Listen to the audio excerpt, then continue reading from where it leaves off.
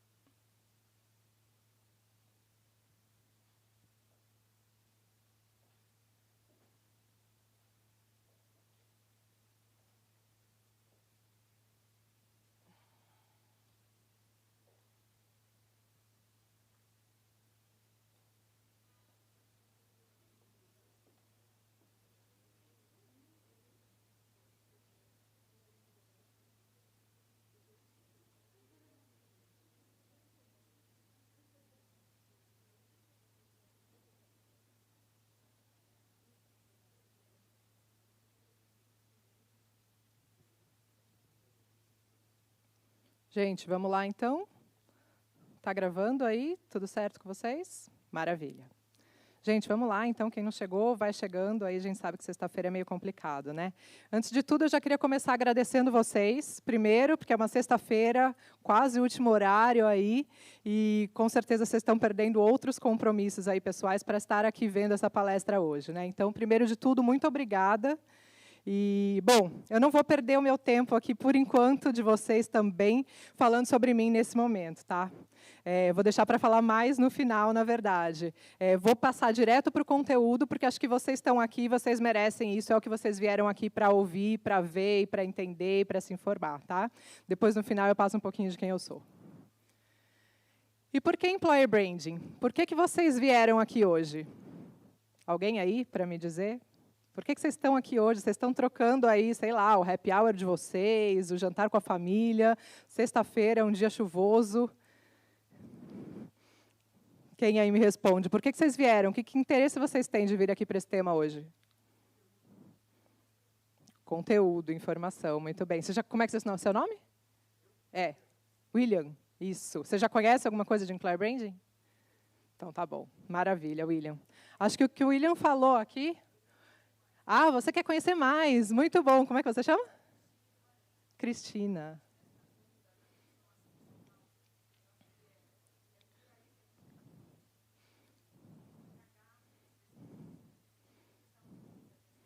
Maravilha. Que bom. Espero que seja útil para vocês o conteúdo hoje. Espero que vocês aproveitem esse conteúdo e que tenha alguma valia aqui para vocês, tá? Na verdade, o que o William e o que a Cristina falaram aí para a gente, eu acho que dá para a gente resumir com isso daqui. O que vocês vieram fazer aqui hoje, na verdade, é compartilhar experiências com outras pessoas. Então, eu espero passar um pouco de informação aqui para vocês e espero também trocar um pouco das informações que vocês têm aqui, com as experiências que vocês têm também. Tá? E quando a gente está falando de pessoas, e quando a gente está falando de experiências, isso é Employer Branding.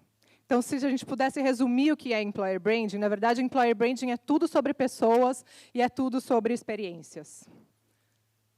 Mas será que o Employer Branding, na verdade, é um word buzz? Será que a gente está ouvindo tanto aí falar nos últimos tempos Employer Branding, né? Todos os times de marketing, de comunicação interna, de recursos humanos, virou a palavra da vez, a onda da vez aí, né, para todo mundo. Tem empresas que não sabem nem o que estão fazendo ali, mas elas querem colocar um analista de Employer Branding, né? Não sabem nem por onde começar essa estratégia, mas a verdade é que realmente virou uma word buzz aí dentro desse cenário. Mas essa história, na verdade, apesar da gente estar falando em Employer Branding há apenas alguns anos, na verdade, essa história começou aqui bem para frente. Tá? Essa história começou aqui com Júlio César, começou com a história do recrutamento. Joana, Thaís, aí para vocês, hein? História do recrutamento. Vou contar essa história, não sei se vocês sabem, tá? Mas, na verdade, a primeira ação de recrutamento que a gente tem notícias na história foi através de Júlio César. Então, em 55 depois de Cristo, ele começou a utilizar os próprios soldados dos exércitos dele para fazer referências, para fazer referral bônus para outros soldados. Olha só que bacana, né? Vocês estavam pensando que só a sua empresa estava usando aí referências, estava usando pagamento de referências, né, de bônus de referência para os candidatos? Olha só que bacana. Ele já usava isso daí há muito tempo atrás, na verdade. Ele prometeu para os soldados dele que quem indicasse outros soldados para fazer parte das batalhas ganhavam mais 300 cestícios. Que, na verdade, isso representava cerca de 30% do salário anual desses soldados. Então, olha lá como ele já fazia um pouquinho de employer branding desde dentro desse cenário. Né? Olha que engraçado. E a gente achando que estava na crista da onda fazendo isso daqui em 2018. Né? Olha que bacana. E aí, mostrando um pouquinho dessa história do recrutamento, até onde a gente começou a chegar. Na verdade, na Primeira Guerra Mundial, então, começam as primeiras ações de recrutamento também. Depois de Júlio César, são as primeiras ações que a gente tem notícia. Então, no tempo de guerra, quando os homens iam para os frontes, na verdade, eles precisavam, as pessoas, a sociedade em geral, precisava das mulheres para fazer o trabalho daqueles homens, para conseguir manter a sociedade de pé, para conseguir manter as famílias, a alimentação, entrega de comida, de água, de armamento e etc. Então, nesse tempo da Primeira Guerra Mundial, já começou-se esse esforço de chamar as mulheres para fazerem parte de tudo aquilo que os homens já faziam no dia a dia. Né? Então, aí tem mais uma estratégia de recrutamento, chamando também essas mulheres para fazerem parte desse perfil. E aí, de novo, na Segunda Guerra Mundial, olha só que curioso, né? Então, são sempre nos cenários de escassez de mão de obra que surgem os pontos de referência de recrutamento. Olha que engraçado. Quanto mais pessoas a gente tinha de contratar, eram realmente nos cenários de escassez, né? Então, eles contratavam aí as mulheres. E diferente do cenário da Primeira Guerra, o que era interessante? Na Segunda Guerra, eles já passaram por uma outra fase de recrutamento, onde não apenas a quantidade de pessoas era importante, a quantidade de pessoas, a quantidade de mulheres mulheres que eles estavam recrutando, mas também a qualidade daquelas pessoas. Então, diferente da Primeira Guerra, onde eles pegavam mulheres ali para contratação, que não tinham nenhuma experiência, então, por exemplo, era possível pegar ali uma dona de casa e colocar ela para participar de um processo de enfermagem, por exemplo, onde ela seria enfermeira ali, mesmo sem ter nenhum tipo de experiência, por conta da necessidade. Na Segunda Guerra, na década de 40, lá, esse cenário já mudou um pouco. Então, eles buscavam pessoas já qualificadas. Então, a enfermeira realmente iria trabalhar em campo se ela tivesse tido alguma experiência como enfermeira anterior. Tá? Então, era sempre um requisito adicional. E é engraçado, aqui vocês estão vendo, Victory Job, na verdade, era a primeira agência de emprego que surgiu. Né, era o emprego da Vitória. Então, eles ajudavam a recrutar mulheres para fazer esse suporte aí, na guerra, enquanto os homens estavam no front. Né? E aqui, de novo, mais uma mudança do cenário de recrutamento. A gente está falando aqui dos anos 70. Então, quando surgiram, na verdade, as primeiras executive searches. Algumas delas existem até hoje em dia, né, mas elas surgiram nesse cenário onde a empresa ainda era dominante. Né? Então, onde a empresa, na verdade, tinha esse papel de escolher quem ela contratava, e de escolher o quanto ela pagava, quanto aquela pessoa ia ganhar, o que ela ia fazer. Então, na verdade, todo o poder do sistema de recrutamento estava na mão da empresa e não do empregado. Né? Até que se começou a surgir também, nessa época, os primeiros sindicatos. E aí esse cenário começou a ter um impulso um pouquinho diferente. Mas foi só em 1990 que a palavra employer branding foi falada pela primeira vez, pelo Simon Barrow, chairman da People and Business. Né? Ele falou pela primeira vez isso numa convenção e ele decretou ali o que ele ficou meio como o pai do nome employer branding. Mas só em 1996, junto com o Tim Ambler, que eles escreveram o primeiro artigo mostrando um pouco de como que poderia ser essa junção de marketing, de toda a estratégia de brand, efetivamente, com a parte de recursos humanos. Né? Então, ainda é um termo muito novo. E se a gente olhar, aqui em 2001, as primeiras empresas disseram que adotavam alguma estratégia de employer branding. E só em 2003, os líderes de RH disseram que tinham conhecimento do termo. E aí, de novo, né, a questão de conhecimento não quer dizer que eles tinham facilidade para fazer aquilo ou que eles sabiam o que estavam fazendo. E até hoje a gente vê esse cenário. Né? Se vocês olharem para as empresas, de novo, elas contratam pessoas para fazer employer branding, porque é uma word buzz aí, porque está na moda, mas sem nenhuma estratégia por trás disso, sem saber por que elas estão aplicando aquilo, sem saber o que aquelas pessoas vão colocar de diferença dentro da empresa. Né? E aí, em 2005, só foi escrito o primeiro livro sobre employer branding, e só em 2015 foi feito o primeiro evento com foco especificamente em employer branding. Esse evento existe até hoje, mas ele foi feito apenas há 3 anos atrás. Né? Então, aí dá para a gente ter uma ideia desse cenário e do quanto ele foi importante, né, para que chegasse até esse ponto, mas o quanto ainda o employer branding ainda é bastante desconhecido e as pessoas ainda não sabem exatamente como aplicar ele no mercado. Né? Mas por quê? Né? Mas o que é o employer brand, afinal? Na verdade, eu costumo brincar que ele é a junção, aí, ele é o casamento do marketing com recursos humanos. Né? Se a gente for resumir de uma forma bem simples, é dessa maneira que a gente pode ver esse cruzamento aí. E, na verdade, até hoje existe essa discussão. Né? Qual é a área hoje que vai alocar uma gestão de marca empregadora, que vai alocar o employer branding? Tem empresas que alocam ele dentro do marketing, dentro da área de comunicação interna. Tem outras empresas que colocam essa área de employer branding dentro de recursos humanos. Não existe muito um consenso aí em relação a isso. E aí eu mostro aqui um pouquinho para vocês desse cenário, né? Como as empresas ainda estão um pouco perdidas, elas não sabem exatamente aonde alocar. Então, dá para a gente ver dados que, aí, de novo, são muito recentes, né? De 2016 para 2018, e olha só como esse cenário está mudando de forma significativa. Né? Mas ainda as empresas enxergam que employer branding deve estar dentro de recrutamento. A maior parte ainda das empresas alocam employer branding dentro da área de recrutamento. Mas o que é importante a gente contar aqui dentro desse cenário? Eu vou contar uma história para vocês entenderem um pouco mais. Tá? Tem uma empresa do mercado, eu não vou citar o nome aqui, mas, na verdade, ela tinha um benefício muito competitivo, era um benefício de assistência, né, de assistência à saúde para toda a família, extensiva à família daqueles colaboradores, e, ao mesmo tempo, ela também tinha um benefício muito importante que era muito acima do mercado, que era o benefício de auxílio creche. auxílio escola para as crianças pequenas e etc. E era um benefício bastante poderoso que a empresa valorizava muito, porque realmente estava bem acima do mercado, estava bem acima da média do que o mercado pagava para aquele benefício. E aí foi feita eles começaram a perceber que, na verdade, aquele benefício não era atração suficiente para os colaboradores deles, não era um benefício que ajudava na retenção daqueles talentos, e também não era um benefício que eles conseguiam atrair talentos para o mercado através dele, apesar dele ser muito diferenciado para o mercado. E aí, o que eles fizeram? Justamente uma análise interna para entender um pouco por que aquele benefício que, na verdade, eles julgavam tão atrativo e que eles batalharam tanto para conquistar aquele benefício, por que ele não conseguia levar essa atratividade para o mercado. E aí eles descobriram que, na verdade, a população deles era muito jovem, era composto de pessoas, de estudantes, pessoas muito jovens que começaram a entrar no mercado de trabalho e que eram solteiras, que tinha muita gente do público LGBT, que aí não tinha filhos, ou então a taxa de adoção era muito baixa. E aí eles perceberam que aquele benefício, que embora fosse muito importante para a empresa, na verdade não tinha atratividade para o público deles, porque eles não utilizavam aquilo como benefício. Eles não tinham filhos para colocar naquele auxílio creche, naquele auxílio escolar, né? E aí o que eles fizeram? Na verdade, fizeram um processo inverso. Vamos entender o que essa população precisa como benefício para oferecer para eles efetivamente. E aí, sabe o que eles ofereceram? Que benefício eles trocaram? Eles trocaram pelo auxílio PET.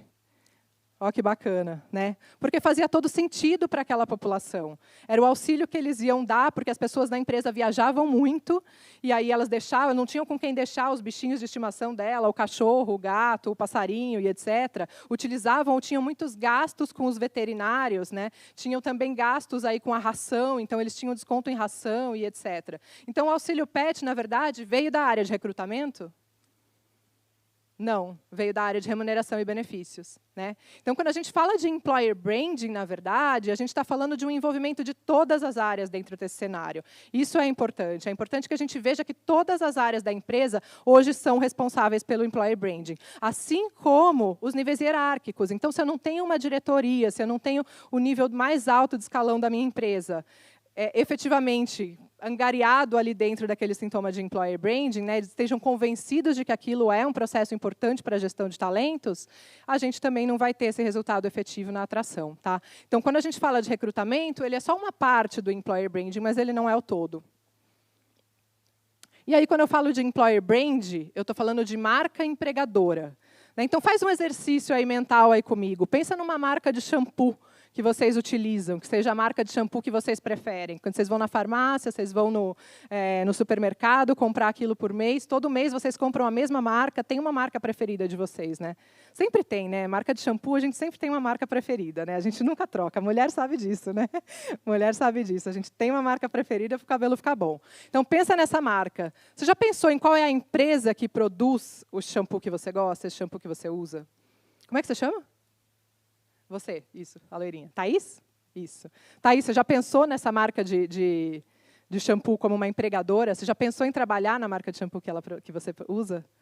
Ó, que legal, a Thaís falou que sim, então ela já pensou. Mas poderia ter sido a resposta do não, né? Pode ter gente que, na verdade, consome aquele produto e nunca pensou em trabalhar naquela empresa.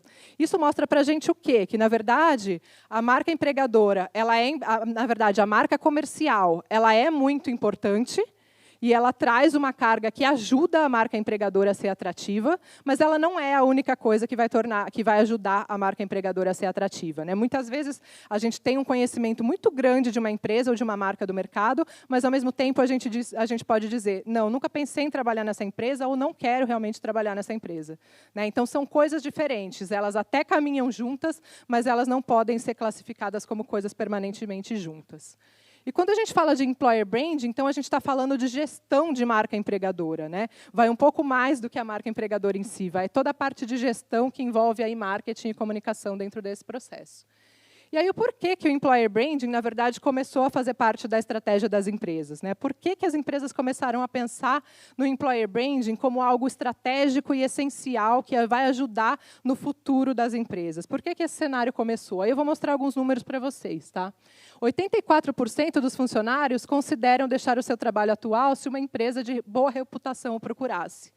Olha que engraçado, pensa até no seu cenário. Às vezes você até gosta de trabalhar na empresa que você está satisfeito lá. Mas o que acontece hoje é que a maioria das pessoas que estão trabalhando estão abertas a novas oportunidades. Ela pode estar até não procurando aquela oportunidade. São os grandes candidatos passivos que a gente fala, né? São aqueles candidatos que já não estão desempregados no mercado, são aqueles candidatos que estão trabalhando, mas que, ao mesmo tempo, se você ligar para ele e oferecer uma proposta de trabalho que seja boa, numa empresa bacana, isso pode fazer com que ele troque, né? Então, se você é líder ali, fique esperto, né? Apesar do teu funcionário ali poder estar respondendo bem ali uma avaliação de desempenho, você está achando que ele está super engajado, super bacana ali no teu processo e parceiro com você, dá uma olhadinha se ele for atender o telefone ali fora, de repente ele pode estar recebendo uma ligação de uma outra empresa, efetivamente, e aí pode estar roubando aí o seu funcionário. Mas esse é o cenário que a gente encontra hoje, né? Então, a gente nunca está 100% seguro dentro desse cenário. 66% dizem que a cultura e os valores da empresa importam, né? Então, a sua empresa está divulgando corretamente esses valores, esse propósito. Hoje a gente fala muito de propósito, né? Então, todas as empresas têm um propósito específico, muito se fala sobre qual é o seu propósito de vida. Os candidatos também escolhem dentro desse propósito. Os candidatos, eles olham para o mercado e falam, eu quero trabalhar naquela empresa porque ela faz algo mais para a sociedade. Então, esse é um ponto que, às vezes, é fundamental. Sua empresa está fazendo só o que é estándar ali, só oferecendo o básico para aquele candidato, ou ela realmente está oferecendo algo mais? E esse algo mais é valorizado pelo esse candidato, tá? 48% dos candidatos desiste do processo de inscrição devido à complexidade dos formulários. Olha que dado interessante. O teu processo para atração de candidatos, ele funciona só para você? Ou ele está funcionando para o candidato, efetivamente? Quando o candidato vai lá e você fala para ele, preencha 1000 formulários, entre no site, coloque lá 1000 números de RG, CPF, um monte de coisas mais, aquilo funciona para você como empresa, mas será que funciona para o candidato? Principalmente falando num cenário onde os candidatos, na maior parte das vezes, são passivos, né? Então, aqui mostra a importância do employer branding, justamente por conta dessa mudança de cenário, né? Se o cenário no passado, nessa história aí que eu contei para vocês, desde o Júlio César ali até os anos 70, né, o que a gente encontrava? Na verdade, o poder de contratação na mão das empresas. Então, o esforço de contratação era menor. Né, na verdade, elas já tinham escolhido esses candidatos, elas já colocavam a mão, elas já tinham ali todo o domínio sobre o processo de recrutamento e seleção. Elas escolhiam tudo sobre o candidato. E hoje o cenário mudou. Hoje o cenário, na verdade, se a gente não fizer um processo de employer branding, efetivamente, de atração desse candidato, e não se preocupar não apenas com a atração, mas com a retenção desse candidato também, a gente vai perder para ele. Ele vai sair ali do seu lado, atender o telefone e aceitar a oferta da outra empresa. Né? É exatamente isso que vai acontecer. Então, nesse cenário, onde eu tenho uma competição muito maior entre empresas, e onde o poder hoje de empregabilidade, na verdade, está na mão do meu candidato, da pessoa que eu quero que trabalhe para mim, eu tenho que fazer um processo de atração coerente com ele, né? Eu tenho que fazer com que esse cara, de repente, está trabalhando numa outra empresa mesmo, eu tenho que criar um processo de atração com ele, de atenção, para que ele chame a atenção dele, né? Ele está trabalhando, ele não vai me procurar espontaneamente, ele é o candidato passivo, né? É um processo de consciência, onde ele tome consciência da minha marca, onde ele passe a ter interesse, consideração, até que ele realmente deseje, até que ele olhe para a minha marca e fale, eu quero trabalhar naquela empresa da qual você faz parte, né? Eu quero trabalhar, eu quero aceitar a sua proposta de emprego. E aí, sim, ele vai para o último passo, que é o estágio onde ele realmente vai se efetivar e vai fazer o que a gente chama de aplicação, seja lá num site ou em qualquer outra coisa que você tenha disponível para aquele candidato se aplicar e realmente dizer que quer trabalhar numa empresa. Né? Então, esse cenário mudou um pouco, por isso que o employer branding é importante dentro disso tudo. Mas o que uma empresa ganha, então, com o employer branding? Na verdade, ganha as pessoas certas, no lugar certo, efetivamente. Né? Ganha menos esforço de contratação. Então, eu tenho que fazer menos esforço, eu tenho que buscar menos vezes no mercado, eu diminuo o meu tempo de contratação quando eu tenho um employer branding bem feito. Esse é um dos benefícios. É isso daqui que você tem que levar para a liderança da sua empresa. É isso daqui que você tem que mostrar para a liderança da sua empresa e falar, olha, a médio e longo prazo a gente vai ter esses resultados. E não pense que employer branding dá resultado do dia para a noite. Então, esse é um grande erro que as empresas cometem também. Achar que é só mudar ali, fazer um oba-oba no começo e que está tudo bem, no dia seguinte está chovendo candidato na sua porta. Na verdade, não é esse o cenário, né? Então, a segmentação também melhora, você consegue trabalhar públicos mais específicos dentro desse sistema, né? Quando você faz o employer brand direito, você consegue atrair pessoas, targets diferentes de forma mais efetiva. A sua segmentação melhora, o seu poder de atração melhora, né? Então, você traz mais profissionais com os perfis desejados. Porque hoje não basta você abrir uma vaga e ter 1 milhão de candidatos na sua porta. Basta você abrir uma vaga, mas ter um candidato de talento para preencher aquela vaga. Isso é o que importa. Não importa mais a quantidade, mas importa a qualidade. Né, o processo de seleção, então, ele fica mais fácil ao longo do tempo, né, os profissionais ficam mais adequados para a organização, mas, principalmente, no employer branding ganha no estágio da retenção. Quando você tem uma empresa que faz o employer branding adequadamente, você ganha profissionais que vão passar mais tempo dentro da sua empresa. E aí isso vira um ciclo virtuoso. Quanto mais pessoas trabalhando de acordo com aquilo que a empresa espera, com os valores, com todo o conceito de cultura, mais pessoas felizes trabalhando na sua empresa e tendo um valor agregado para aquilo, vendo que o trabalho delas é muito mais do que um número ali para a empresa, ela realmente tem um valor, então esse processo de retenção se torna mais fácil. Né? Quem nunca chegou em casa e falou para o marido, falou para a esposa, falou para o pai, para a mãe, para o filho, como é trabalhar na empresa? Né? Como é que é trabalhar naquela empresa no dia a dia? Então, quem comenta da sua empresa no mercado, na verdade, são exatamente as pessoas que trabalham na sua empresa. São essas pessoas que vão chegar em casa e vão fazer o word buzz da sua empresa, né? Que vão comentar se gostam, se não gostam de trabalhar lá, se tem uma boa experiência. E é isso que vai ajudar na atração ou não dos seus novos talentos. Né? Se você tem uma boa experiência numa empresa, você vai contar para esses seus amigos, para esses colegas e vai indicar. Né? Fala, vem trabalhar comigo, essa empresa é super legal, olha, tem uma vaga bacana, acho que é a tua cara, eu adoro trabalhar nessa empresa, vem trabalhar comigo. Né? E pode acontecer o contrário também. Se você não tem um employer branding de maneira adequada, que pense em todo o ciclo de vida aí do colaborador, você vai chegar em casa e vai falar alguma coisa para aquela pessoa que está ali do seu lado, que pode se tornar negativa. Vai falar, puxa, aquela empresa não dá, é muito burocrática, é chata, as pessoas não são condizentes com a realidade, elas não fazem as coisas adequadamente. Então, aquilo que o seu colaborador fala, na verdade, é o que tem mais força para você como employer branding. Por isso, a parte da retenção é tão importante quanto a atração dentro desse processo, para que esse ciclo continue. Empresas que fazem employer branding de maneira adequada são 250% mais prováveis de entender que o seu processo seletivo tem mais atração. 185% mais prováveis de conseguir atrair um talento, pelo menos um talento de alto nível. E hoje é isso que importa. Então, de novo, né, voltando naquilo que eu já falei antes, mas assim, não importa se você tiver 1 milhão de candidatos para uma vaga, interessa se você tiver o candidato certo. Então, se você conseguir atrair uma pessoa, já é o suficiente para você ter feito o seu trabalho de employer branding bem feito. Voltei aqui. Mais de 130% de ter um aumento considerável no engajamento dos funcionários. E aí volta naquela questão da retenção que eu comentei com vocês. Quanto mais retenção eu tiver, mais profissionais satisfeitos eu tiver na minha empresa, menos eu tenho o turnover. Né? Então, eu tenho que contratar menos gente, eu tenho menos esforço de contratação dentro desse processo, e aí, consequentemente, isso diminui aí vários tempos de contratação, todo o processo em si, e eu tenho um employer branding feito de maneira também mais viável, né? Um employer branding que vai se multiplicando aos poucos, porque os meus colaboradores, eles são advogados da minha marca. Então, se eles estão satisfeitos dentro desse processo, eu também consigo que eles falem bem de mim no mercado, e isso amplia a minha voz, na verdade, quando eu vou falar sobre a minha empresa, sobre a minha marca. Mas o que muita gente pergunta também, quando a gente fala de employer branding, é por onde começar? Onde eu começo? Por onde eu começo a fazer employer branding? O que é employer branding dentro desse processo? Como é que eu começo? Né?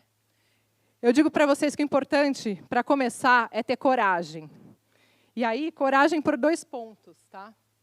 Vocês já viram essa frase do Jeff Bezos? Todo mundo conhece o Jeff Bezos, o fundador da Amazon? Essa frase é muito bacana, eu sempre uso ela porque eu acho ela muito interessante. A sua marca é o que as pessoas dizem quando você não está na sala. E não é verdade? Às vezes a gente olha para a nossa marca, e até falando da nossa marca pessoal mesmo, né? Pensem nisso. Quando vocês olham para vocês, ou quando vocês olham para uma determinada marca, o que importa, na verdade, é o que as pessoas estão falando sobre ela. Por mais que você tenha feito um esforço ali, se aquilo não é condizente com a realidade, então você não tem um processo bem feito nesse sentido. O que as pessoas estão falando da sua marca aí como atratividade? Então, no processo de employer branding, é muito importante a gente ter coragem para olhar para dentro da empresa. Antes de tudo, antes de ir lá para o mercado e fazer uma campanha de marketing agressiva para atração de talentos, colocar a melhor agência nesse cenário para desenhar aquela mega campanha para você, para atração de talentos, olha para dentro. Aquilo é a sua realidade? A sua liderança está consciente de que é importante employer branding e está atrás desse processo, está junto com você para a implementação daquele processo?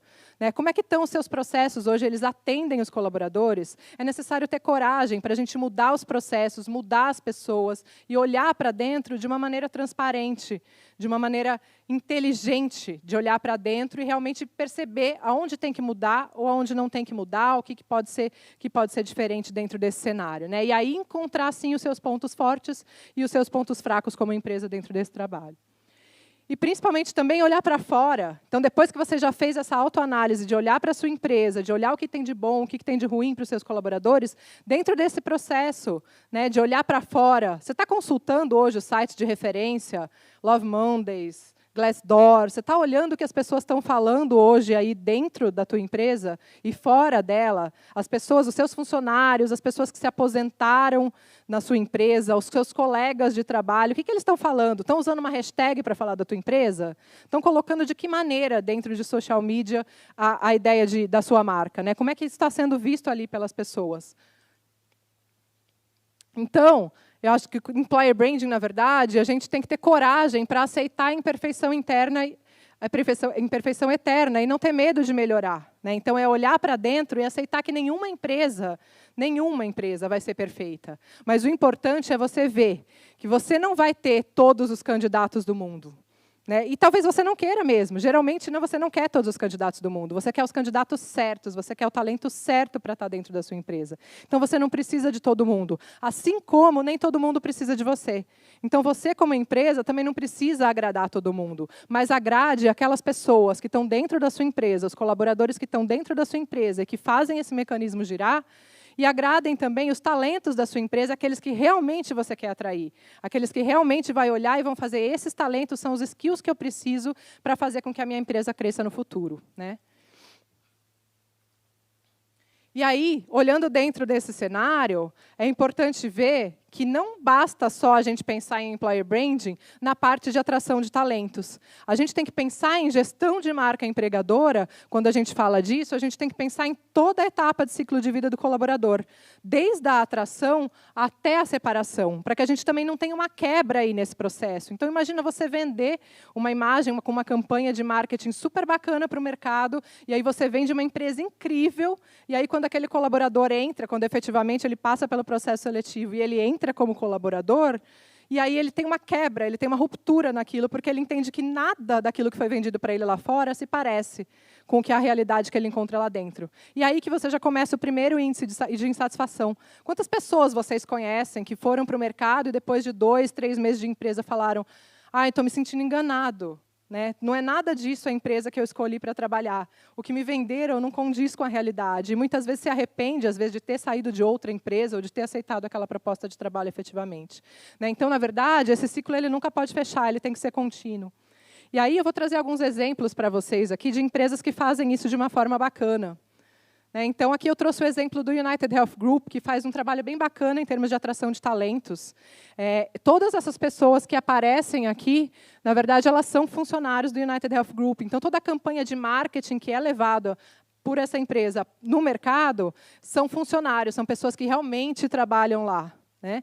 E aí tem um processo bastante interessante, que é um marketing bem agressivo mesmo, que, na verdade, é identificar também quais são os públicos que a gente quer trabalhar, quais são os públicos que a gente quer atrair, que é o que a gente chama de personas em marketing. Vocês já ouviram esse termo, personas? Ok, para todo mundo? Então, na verdade, a gente tem essa identificação de personas, e aí é importante, em cada estágio, cada uma dessas personas reage de maneira diferente. Então, no estágio, quando ele recebe o primeiro telefonema do time de recrutamento, a enfermeira vai reagir de maneira diferente de como é um analista, de como é um cara de TI. né? Então, a gente tem mapeado, na verdade, todos esses perfis e como eles reagem de maneira diferente a cada ponto do estágio do processo seletivo. E aí eu posso me comunicar de uma forma melhor com esse segmento. Eu posso usar as estratégias de marketing e de comunicação para aquele segmento específico, para aquele cara específico, sabendo o que ele vai encontrar, o que ele tem de positivo dentro das promessas que eu tenho da minha empresa, que eu consigo oferecer para o mercado, o que eu tenho de positivo daquilo que eu posso oferecer para aquele público segmentado especificamente, que é diferente do público B, né? Então, como é que esse processo todo é feito? É bem bacana esse processo, depois a gente pode conversar um pouquinho mais sobre eles para quem tiver interesse. Aqui na parte de recrutamento, eu trouxe, na verdade, o exemplo da Atento. Olha que bacana. A Atento é uma das empresas que contrata muitas pessoas com salário mínimo. E aí ela começou a pensar nessa experiência do candidato, né? Porque elas faziam várias etapas de processo seletivo. Essas etapas do processo seletivo duraram em torno de 7 dias, mais ou menos, né? Dizendo que eles contratam ali em grande escala.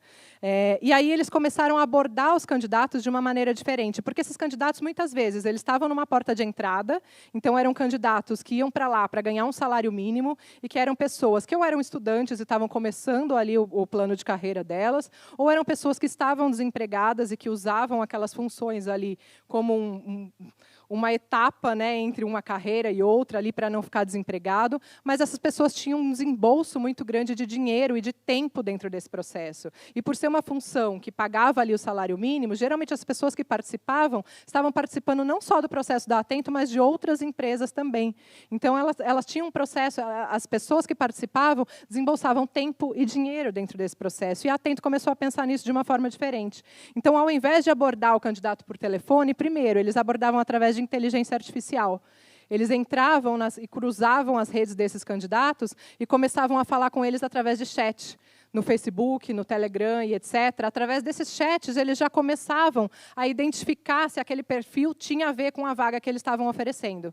E aí, se esse perfil se cruzasse e fosse ok, ele passava também por uma outra fase, tudo online. Então, ele já recebia os testes para fazer de português e matemática, tudo online. Ele já fazia esse teste online e já sabia o resultado ali na hora, ou pouco tempo depois, ele já sabia o resultado e já sabia se ele passou para a próxima fase. A próxima fase era uma entrevista que também não levava o candidato para o escritório físico. Era uma entrevista que era feita online.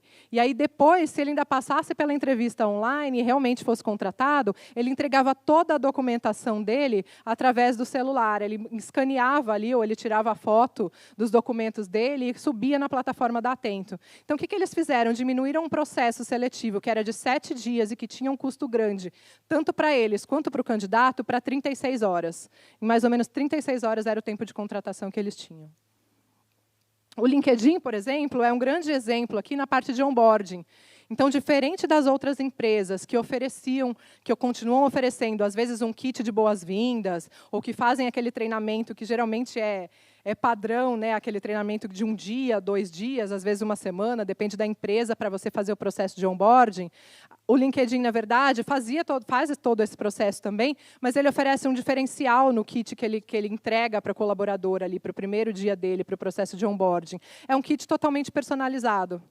Então, diferente das empresas que entregam o mesmo kit para um funcionário ou para 100 funcionários que ela esteja contratando naquela ocasião, na verdade, o LinkedIn entregava de uma maneira diferente. Ele entregava um kit personalizado. Então, o meu colega, que às vezes podia estar fazendo o meu onboarding junto comigo, recebia um kit completamente diferente do meu, que era baseado na função daquela pessoa, a função que ela ia exercer, e alguns inputs que o próprio gestor daquela pessoa dava sobre aquele novo colaborador que ele teve através das entrevistas e etc. E os kits eram totalmente personalizados. Geralmente eles ganhavam um livro, que é o livro do Reid Hoffman, que é o Comece por Você, que ele é o fundador do LinkedIn, mas ganhavam uma série de outras coisas. Então eles ganhavam adesivos, ganhavam bottoms, ganhavam camisetas, ganhavam mantas, ganhavam jaquetas, ganhavam um monte de coisa. E o mais legal é que aquilo prendia tanto as pessoas, porque era alguma coisa realmente personalizada, que aí eles recebiam aquilo e eles guardam até hoje. Eu conheço muita gente no LinkedIn, e esse processo é muito bacana, porque eles têm um apego com aquilo que eles ganharam, né? Então, assim, eu ganhei isso daqui no meu primeiro dia, né? O primeiro onboarding que eu tive é uma peça única, é alguma coisa que ele vai levar se ele tiver 5, 10, 20 anos ali trabalhando no LinkedIn. Então, é uma coisa que eles têm orgulho de ganhar, porque foi feito exclusivamente para eles, né? Então, olha aí como você criar uma experiência positiva e encantadora para essas pessoas. Na parte de desenvolvimento, eu trouxe o case da IBM. Então, a IBM tem, além das metas para os colaboradores, além das metas que eles têm, as metas de negócio, no plano de desenvolvimento desses colaboradores, eles também têm o Think 40, que, na verdade, são 40 horas que eles pedem para que os colaboradores tenham, um esforço adicional de 40 horas de treinamentos, que eles podem escolher os treinamentos que eles quiserem. São 40 horas adicionais, além dos treinamentos obrigatórios, os mandatórios que eles têm, e que tem a ver com a função de cada pessoa e com a necessidade de cada pessoa, eles também têm uma plataforma que chama YouLearning, e que, na verdade, é uma inteligência artificial. Então, ela funciona mais ou menos como um Netflix. Todo mundo já tem Netflix, todo mundo utilizou, pelo menos, ou conhece o que é o Netflix, né? Então, na verdade, quanto mais você usa a plataforma, e a forma como você usa a plataforma, ela começa a te indicar outros cursos, outras funções, outras coisas para você aprender. Todos os cursos, eles têm ali uma carga horária específica, então, em cada um que a pessoa entra, ou se ela se propõe a fazer, ela também tem essa indicação de quanto ela já cumpriu daquele curso, qual a carga horária, e aquilo também, essa plataforma se linka com a plataforma de desenvolvimento deles, com a plataforma onde eles são avaliados efetivamente, né? A avaliação anual deles, o gestor consegue ver quais cursos adicionais ele fez, quantas horas ele fez naqueles cursos, que tipo de novos skills, que tipo de novos requisitos, que novas coisas ele aprendeu e que pode servir, inclusive, para o desenvolvimento de carreira dele. Né? Então, assim, você, dentro desse processo, o colaborador ele é protagonista dentro disso. Né? Ele escolhe como ele quer se desenvolver, ele escolhe, amanhã eu estou na área X, eu quero ir para a área Y, que tipo de curso eu preciso fazer? Está tudo aqui disponibilizado. Ele escolhe o curso, ganha aquela nova habilidade, passa de fase, o gestor dele tem aquela visibilidade como um todo, consegue avaliar ele, e aí consegue mudar de cargo, consegue promover e etc. Então, é um processo bem interessante. E a plataforma vai aprendendo, né, por ser inteligência artificial, ela vai aprendendo. Quanto mais esse colaborador utiliza a plataforma, mais a plataforma indica novos cursos para ele de acordo com aquilo que ele já aprendeu ou que ele possa ter interesse. Então, é um processo bem bacana de desenvolvimento. Na parte de retenção, eu trouxe aqui o exemplo da Starbucks. A Starbucks, geralmente, no mercado, a gente utiliza os vocabulários, né, colaborador, ou então funcionário, para denominar as pessoas que trabalham naquela empresa. No Starbucks, eles usam o termo parceiros, que é uma coisa bacana, né? Até porque eles sabem que a taxa de retenção deles não é muito alta. Eles sabem que as pessoas que trabalham com eles são pessoas que geralmente estão no início de carreira, que vão para aquela oportunidade para ter um bico ali naquele momento, né? Eles sabem que geralmente não é uma pessoa que vai fazer uma carreira ali dentro, né? Principalmente a parte operacional deles, o pessoal que realmente trabalha ali nos cafés e tudo mais. Então, eles chamam essas pessoas de parceiro, porque enquanto elas estiverem trabalhando com eles, é isso que eles são. Eles são parceiros deles e eles vão crescer junto na medida do possível, né? Entendendo que aquelas pessoas não vão ficar ali para a vida toda, mas o que eles podem oferecer para aquelas pessoas no momento que eles ficarem, no tempo que eles ficarem ali, o que eles podem oferecer para aquelas pessoas. Então, essa é uma rede bem legal, tem no Twitter, quem tiver curiosidade, tem o Twitter e o Instagram, chama Starbucks Jobs. E aí eles mostram, inclusive, os perfis desses parceiros deles, né? Eles mostram tudo que essas pessoas gostam, eles fazem entrevista com essas pessoas, mostram o que elas gostam, o que elas fazem ali no dia a dia no Starbucks, mostram as coisas que elas têm interesse pessoalmente, profissionalmente, mostram, às vezes, até a família dessas pessoas. Então, aquela primeira foto ali que tem uma menina, na verdade, é um incentivo que eles deram, então eles ajudaram algumas pessoas a se formarem na universidade, e aí depois utilizaram também as fotos dessas famílias, porque, na verdade, envolve tudo, né?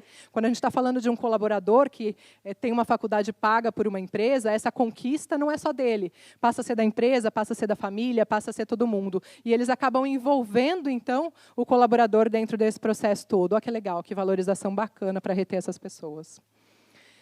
E aí, a parte acho que mais difícil, né? Como é que a gente faz employer branding quando a gente pensa em separação? Quando a gente pensa nas pessoas que vão se aposentar, nas pessoas que a gente tem que mandar embora por justa causa ou não, ou naqueas pessoas que a gente faz demissão. Né? Então, algumas empresas contratam, por exemplo, se vão demitir um determinado funcionário, contratam uma empresa para ajudar com que ele se recoloque no mercado. Né, que se realoque aí profissionalmente. Então, essa é uma coisa importante. Mas a Mafre faz uma coisa bem legal, que é pensando naquelas pessoas que vão se aposentar. Então, ela tem um curso, né, um workshop de 2 dias para as pessoas acima de 40 anos. E aí, esse workshop, na verdade, ele é focado em 3 pontos, que é a parte de qualidade de vida. Então, como é que essas pessoas podem ter mais qualidade de vida depois de uma certa idade? Elas focam em exercícios, em coisas que aquelas pessoas podem fazer no dia a dia depois dos 40. Focam na parte de planejamento financeiro, né, pensando que essas pessoas ainda podem ter um tempo aí para se aposentar, e como é que elas se planejam para isso, para depois você não ter essa quebra, que é o que geralmente acontece, né? Essa quebra de falar, puxa, até um dia, até ontem eu estava trabalhando, hoje eu já estou aposentado e do dia para a noite eu estou aqui comendo pipoca e vendo Netflix à tarde, né? Então, como é que eu não tenho essa quebra, essa ruptura de uma forma agressiva? E aí tem um outro ponto também, que é o ponto de como é que o que eles podem fazer depois da aposentadoria. Então, eles ajudam nesse workshop também a desenvolver um propósito para essa pessoa. O que eu posso fazer no meu pós-carreira que pode continuar sendo válido e importante para mim dentro desse processo. Então, é bem bacana a gente pensar em todas essas fases. E aí, vocês vão me perguntar, mas será que não tem uma fórmula que a gente possa usar para fazer employer branding? E aí eu vou responder para vocês que não. Infelizmente, se vocês vieram aqui esperando essa resposta de mim, na verdade, eu sinto frustrá-los, mas a gente não tem esse beabá, a gente não tem, na verdade, uma receita de bolo quando a gente vai fazer employer branding. Isso porque o employer branding, ele é dependendo de cada empresa. Ele depende daquilo que é a cultura, o que são os funcionários, dessa análise interna e externa. Então, são coisas muito particulares. Eu trouxe aqui para vocês alguns exemplos de como é que a gente pode fazer employer branding, mas a estratégia ela vai depender muito do foco que você vai dar e de tudo aquilo que você vai desenvolver e de tudo aquilo que você vai entender da sua empresa para conseguir desenvolver essa estratégia de maneira personalizada, né?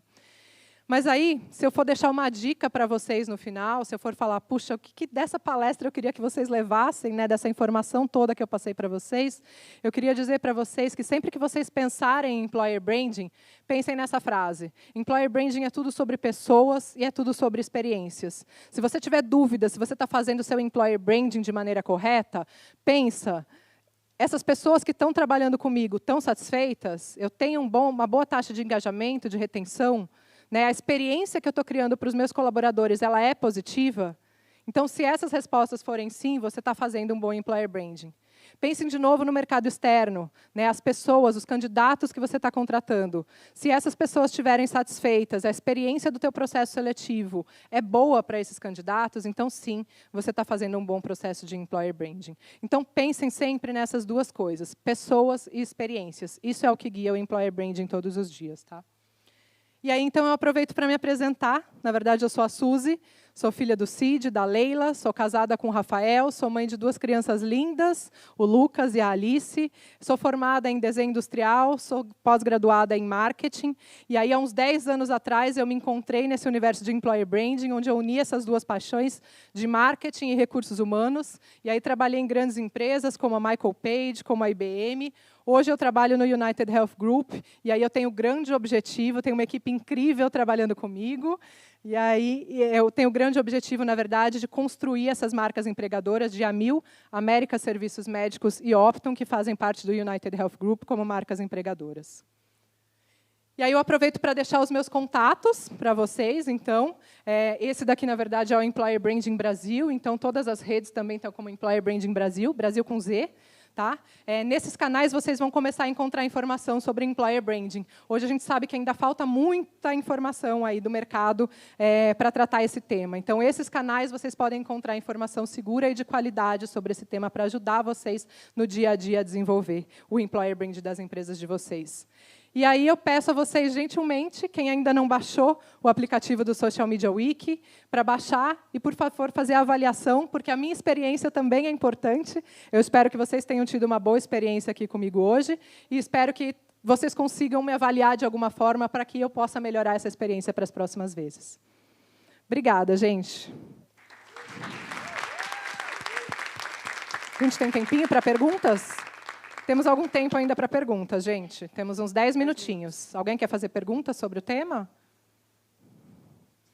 Vocês estão tímidos? Acho que tem uma lá atrás. Ó. É bacana porque, diferente das outras palestras que eu assisti, até assisti algumas palestras hoje aqui, e o público era bastante jovem, era público de estudantes. E olhando para vocês aqui, eu já percebi que é um público que provavelmente já está nesse mercado de trabalho, né, e que realmente tem interesse nesse tema de como aplicar ou de como melhorar isso no dia a dia. Né? Obrigada, gente. Oi, boa noite. Boa noite. Quando eu vejo você expor assim sobre employer branding, eu trabalho numa área de employee experience. E eu sei que as duas se misturam muito. Uma olha muito mais para dentro e uma olha um pouco mais para fora.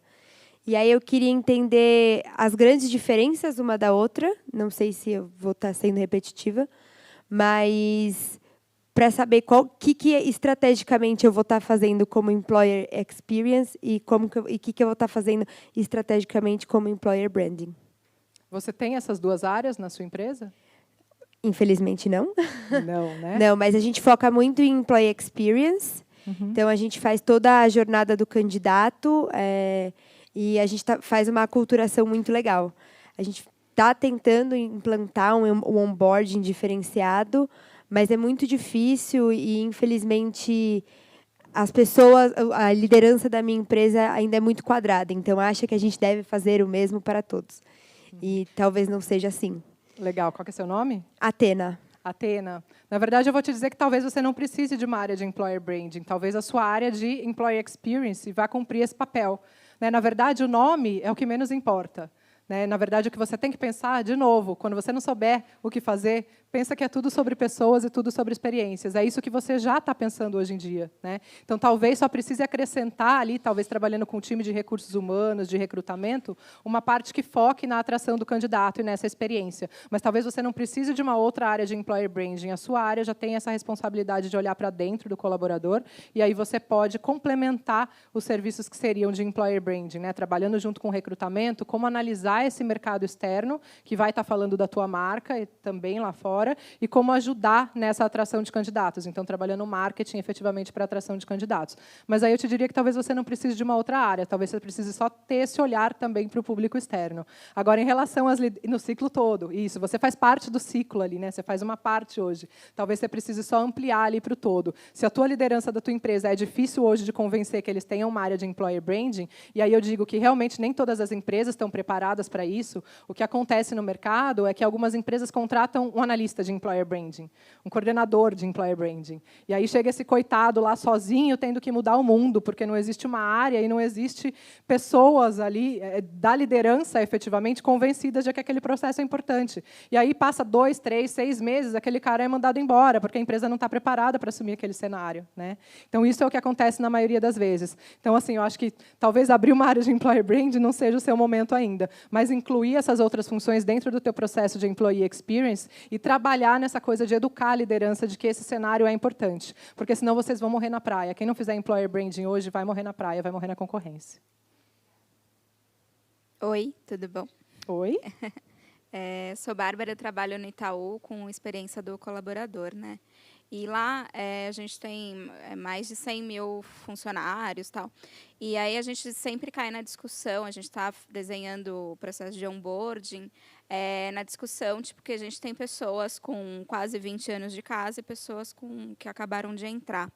E como eu falo com essas pessoas com o mesmo cuidado. Então, fato que as pessoas que entram agora e têm um cuidado especial ali, tem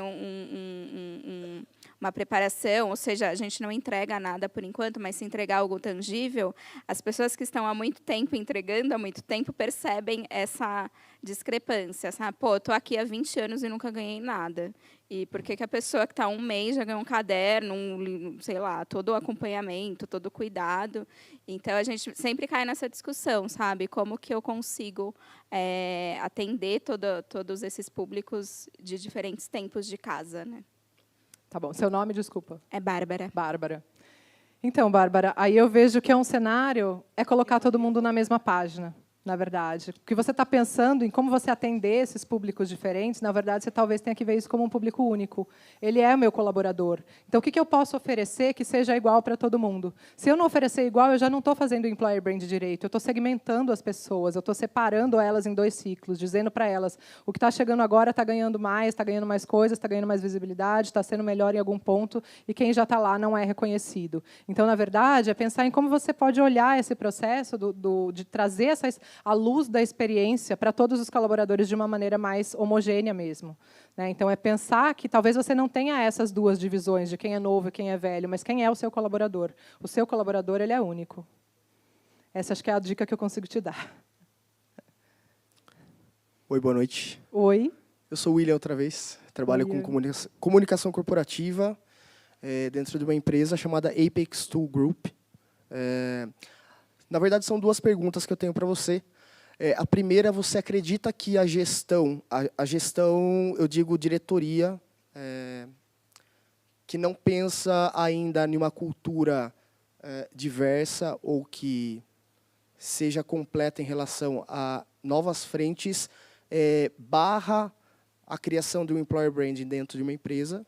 E a segunda é se é possível eu, enquanto William, fazer um benchmark com você depois. Bacana, bacana. Aproveitando. É possível, sim, não tem problema. Quem quiser fazer benchmark, a gente marca um dia e faz o benchmarking aí dessa história toda. Mas, sim, eu acho que assim, as empresas estão em estágios diferentes. Então, tem empresas que já vieram de um cenário... Quando eu fui para a IBM, por exemplo, eu comecei a trabalhar em Employer Branding há 10 anos atrás. Há 10 anos atrás, Employer Branding era só mato. Ninguém conhecia o que era Employer Branding, ninguém sabia o que era isso. Nem minha cadeira lá tinha esse nome. Depois de uns anos, eles falaram, olha, o que você faz é Employer Branding. Eu falei, sério? Olha, eu já sabia disso, mas vocês não, né? Então, assim, às vezes as empresas não estão realmente preparadas nisso. Você vai ter que batalhar um pouco nesse cenário. Eu acho que você consegue fazer isso, mas talvez você precise de aberturas, talvez você precise mostrar cases do mercado de coisas que estão dando certo, talvez você não tenha ainda resultados na tua empresa, mas talvez você mostrando resultados de mercado, você consiga, talvez, leva seus chefes lá para fazer o benchmark com a gente, né, para eles abrirem a cabeça e verem que isso é importante. Né? Olha só que bacana, no United Health Group, hoje eu tenho uma oportunidade de ter uma equipe de 7 pessoas para trabalhar em Employer Branding. É um grande diferencial do mercado, porque a maioria das empresas tem uma pessoa, um coordenador, um analista e salve-se quem puder. Né? Ou nenhum, né? O que é pior ainda dos cenários. Né? Mas, na verdade, eu tenho uma equipe super competente. Claro que esse processo não chegou do dia para a noite. Teve um convencimento ali para que as pessoas fossem educadas nesse cenário, mas, principalmente, ver valor. E é difícil de fazer Employer Branding, é que eles não são resultados imediatos. São resultados a médio e a longo prazo. Então, quando você vai medir... eu não trouxe nenhuma experiência de medição, como é que a gente faz para medir Employer Branding, isso é um outro tema, né? Para a gente deixar mais umas 3 horas para a gente discutir aqui, mas é importante você olhar no mercado o que as outras empresas já estão tendo de resultado.